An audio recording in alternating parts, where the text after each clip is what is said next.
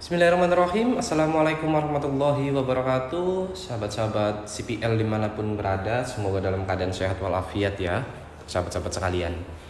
Baik, dalam kesempatan kali ini izinkan saya untuk berbagi mengenai tata cara ataupun sistematika dalam hal pembuatan makalah sebagai salah satu persyaratan untuk mengikuti seleksi anggota Bawaslu Kabupaten Kota ya. Baik, sahabat-sahabat sekalian, dalam kesempatan kali ini kita akan coba membahas di bagian keempat ya.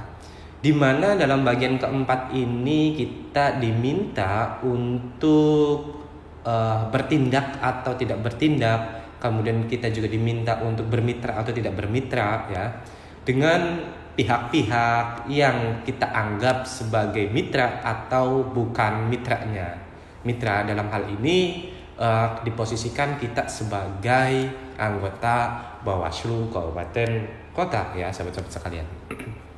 Oke, untuk itu kita coba langsung aja bagaimana ataupun gimana sih referensi lah ya atau punya saya ya, seperti itu. Oke, kita simak saja sahabat-sahabat sekalian.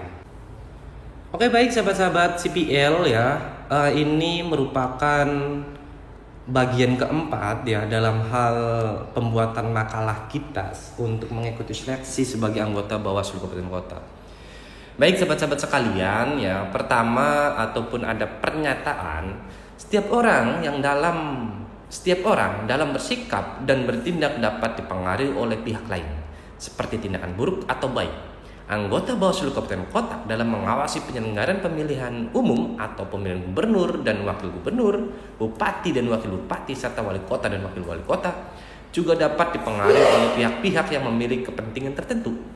Kepentingan yang dimaksud dapat sejalan atau tidak sejalan dengan misi Bawaslu.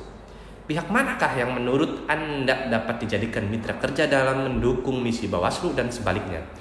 Pihak manakah yang patut diwaspadai mengganggu misi Bawaslu? Oke, gini ya sahabat-sahabat sekalian, setidaknya saya coba kasih clue dalam hal untuk menjawab pernyataan ini. Kita pahami terlebih dahulu misi Bawaslu RI itu seperti apa, sahabat-sahabat ya. Kemudian kita baru menjawab. Nah, kalau menurut saya ataupun analisa saya, itu setidaknya terdapat 3 hal terkait dengan pernyataan pertanyaan tersebut. Pertama, yaitu pihak yang dapat dijadikan mitra kerja untuk mendukung misi Bawaslu, ya kan? Yang kedua, pihak yang tidak dapat dijadikan mitra kerja untuk mendukung misi Bawaslu. Ketiga, pihak yang dapat diwaspadai mengganggu misi Bawaslu. Nah, ini menurut saya ya, analisa saya sahabat-sahabat sekalian. Nah, untuk itu sebelum kita menjawab, maka kita harus tahu terlebih dahulu ya terkait dengan misi Bawaslu itu seperti apa. Ini saya ambil dari websitenya Bawaslu ya, website resmi Bawaslu terkait dengan visi misinya. Di mana pertama itu misi dari Bawaslu itu meningkatkan kualitas pencegahan, kemudian kualitas penanganan pelanggaran dan penyelesaian sengketanya, kemudian produk hukumnya ya, seperti itu. Jadi yang paling dominan menurut saya ya, yang paling utama itu adalah masalah pencegahan. Itu sehingga dalam hal ini contoh yang saya berikan itu terutama kita dalam contoh pencegahannya ya. Walaupun sahabat-sahabat barangkali pula mempunyai analisa sendiri untuk bahasanya pihak inilah yang akan mengganggu misi Bawaslu terkait dengan pembuatan produk hukum misalkan, terkait dengan penanganan pelanggaran yang menjadi persoalan. Tapi dalam hal ini saya coba memberikan contoh terkait ataupun untuk pencegahannya ya.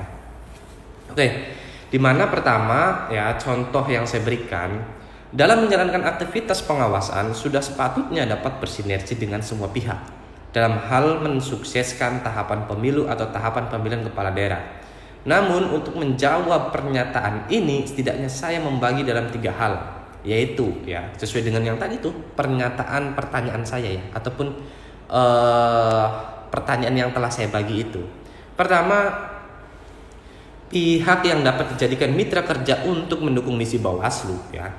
Menurut saya salah satu pihak yang dapat dijadikan mitra kerja yaitu pertama adalah kepala desa. Karena kepala desa mempunyai peran yang sangat penting di wilayahnya. Hal ini bisa dijadikan sebagai mitra untuk menjalankan misi Bawaslu RI, ya, poin pertama, yakni meningkatkan pencegahan dan keterlibatan masyarakat dalam pengawasan partisipatif. Itu menurut saya, argumentasi saya bahwasanya kepala desa itu mempunyai peran yang sangat luar biasa, yang sangat penting, sangat karena saya anggap kepala desa ini sebagai kekuasaan terkecil ya di wilayahnya, tapi mempunyai pengaruh yang sungguh sangat luar biasa. Itu bisa mengarahkan bisa mengarahkan mendukung salah satu calon juga. Tapi dalam hal ini kita juga bisa dijadikan kepala desa itu sebagai mitra kerja kita untuk meningkatkan kualitas pengawasan masyarakat, pengawasan partisipatifnya dari masyarakat itu. Kemudian yang kedua, silakan sahabat-sahabat pihak mana lagi yang bisa dijadikan mitra kerja, ya kan? Entah kepolisian, entah apa, yaitu menurut analisa dari sahabat-sahabat sekalian. Kemudian pihak yang tidak dapat dijadikan mitra kerja untuk mendukung misi Bawaslu, pada prinsipnya saya meyakini untuk menjadi pengawas pemilu harus mampu bersinergi dengan semua pihak untuk terlaksananya pemilu yang berkualitas. Namun, jika diminta untuk menjawab pihak yang tidak dapat dijadikan mitra kerja, saya berpendapat bahwa menjawab pertanyaan tersebut tidaklah dinafikan bahwa ada pihak yang harus kita tidak dapat dijadikan mitra kerja. Kalau secara normatifnya sebagai seorang pengawas kita harus dekat dengan semua pihak. Dalam artian dekat ini untuk menjadikan mitra, untuk menjadikan telinga kita, mata kita dalam hal melakukan pengawasan partisipatif. Namun ada beberapa pihak juga yang menurut kita ketika memang menjawab pertanyaan itu harus diadakan, maka ya setidaknya harus ada pihak yang dianggap itu tidak bisa dijadikan mitra kerja, ya. Nah, dalam hal ini saya anggap adalah KPU, ya. Menurut saya KPU bukanlah termasuk pihak yang dapat dijadikan mitra kerja sesuai dengan misi Bawaslu, mengingat tugas kita melaksanakan pengawasan di semua tahapan yang dijalankan oleh KPU. Bagaimana mungkin ketika KPU melakukan pelanggaran yang sudah diberikan himbauan sebagai bentuk langkah pencegahan, namun tidak mengindahkan himbauan dari pengawas, dari kita, ya. Kemudian tidak kita tindak dalam mekanisme penanganan pelanggaran. Nah, itu sahabat-sahabat sekalian. Ini analisa saya, ya, argumentasi saya. Pihak yang tidak dijadikan mitra kerja yaitu adalah KPU, ya kan. Itu ya sahabat-sahabat sekalian, silahkan barangkali argumentasi saya ini analisis saya ini agak kacau, ya. Tapi itu adalah menurut saya. Tapi itu silahkan rekan-rekan ya coba kembangkan lah. Makanya di poin B silahkan saya kasih lagi untuk siapa, kayak gitu. Kemudian yang ketiga, pihak yang dapat diwaspadai mengganggu misi Bawaslu, ya. Sebagai pengawas pemilu sudah sepatutnya menerapkan strategi atau prinsip kehati-hatian bahwa adanya pihak yang harus kita waspadai karena akan mengganggu misi Bawaslu, yaitu pertama, saya kembali lagi kepala desa, ya. Menurut saya kepala desa ini merupakan pihak yang harus diwaspadai selain daripada pihak yang mesti kita jadikan mitra, mengingat kepala desa mempunyai peran yang sangat besar di wilayahnya sehingga dapat mempengaruhi masyarakatnya untuk mendukung salah satu calon atau pasangan calon dalam pemilu maupun dalam pemilihan kepala daerah. Oh ya, sahabat-sahabat sekalian, untuk menjawab pertanyaan poin 1, ya, itu harus bisa menjawab terkait dengan pemilu dan pilkada. Jadi jangan sampai fokus kepada pemilu saja, karena dalam pernyataan tersebut itu dimunculkan ataupun adanya suatu klausal pemilu dan pilkada seperti itu. Ya, ini menurut saya bahwasanya kepala desa ini pihak yang perlu diwaspadai juga. Selain misalkan sahabat-sahabat juga adanya kepala daerah, ya, kemudian pihak ASN juga, ya kan, itu sah-sah saja, ya, silahkan. Kemudian yang kedua, poin yang kedua ini sahabat-sahabat sekalian, apa strategi Anda untuk menghindari intervensi negatif dari pihak lain jika Anda terpilih menjadi anggota Bawaslu Kabupaten Kota? Jelaskan, ya. Jelaskan strategi kita untuk menghindari intervensi dari pihak lainnya. Contoh, ya. Jika saya terpilih sebagai anggota Bawaslu Kabupaten, sudah sepatutnya mempunyai langkah dan strategi untuk menghindari intervensi negatif. Mengingat sebagai pengawas pemilu harus berpegang teguh pada prinsip mandiri. Ya. Mandiri itu dalam artian kita tidak boleh berpihak kepada siapapun ya. Adapun strategi yang akan saya terapkan, pertama, sinergitas. Menurut saya membangun sinergitas dengan semua pihak sangatlah penting dan memberikan himbauan larangan terkait dengan pelaksanaan pemilu dan pemilihan. Dengan dilakukannya hal ini setidaknya dapat menghindari intervensi dari pihak yang ingin diuntungkan sepihak. Karena menurut saya pasti akan ada pihak yang ingin menguntungkan dirinya sendiri ya, yaitu dengan mengintervensi dari kita selaku pengawas, pasti ada aja nanti. Bisa juga secara personal menghindari pihak yang mempunyai kepentingan seperti calon peserta pemilu. Bisa juga sahabat-sahabat cantumkan strategi secara personal individu dan strategi secara kelembagaan ya. Secara kelembagaan kita membangun sinergitas, secara personal kita jangan sampai mendekati para peserta pemilu, bisa jadi seperti itu. Jadi untuk pengawasan jawabannya bisa dilakukan per lembaga dan per individu, atau bisa memang dikumulatifkan ataupun dijadikan satu ya, seperti itu. Oke, kemudian yang ketiga dan yang terakhir ya, di sini bagaimana pengaruh keluarga atau teman terhadap Anda ya. Menurut saya keluarga memiliki arti penting dalam kehidupan ini. Begitu pula dengan teman-teman saya, karena mereka sebagai tempat suka duka dan saling tolong menolong dalam hal kebaikan hingga menjadi saya pada posisi seperti ini, ya kan? Silakan nanti kembangkan ya.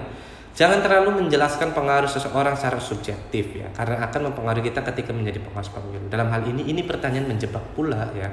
Ketika sahabat-sahabat nanti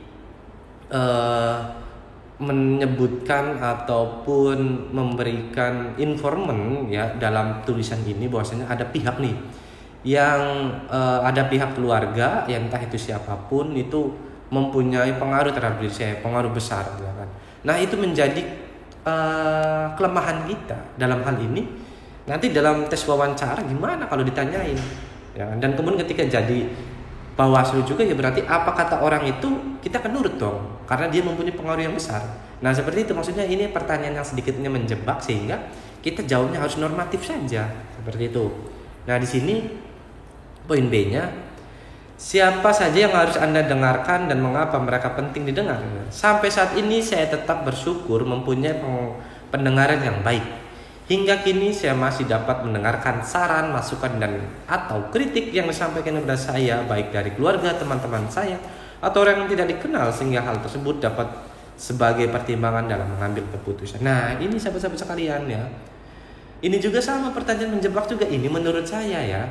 Kalau ada pihak yang bisa kita dengarkan, sangat kita dominan mendengarkannya, wah ini calon anggota Bawaslu yang akan nantinya bermacam-macam ya. Ini akan menjadi merusak citra Bawaslu ya, lembaga pengawas.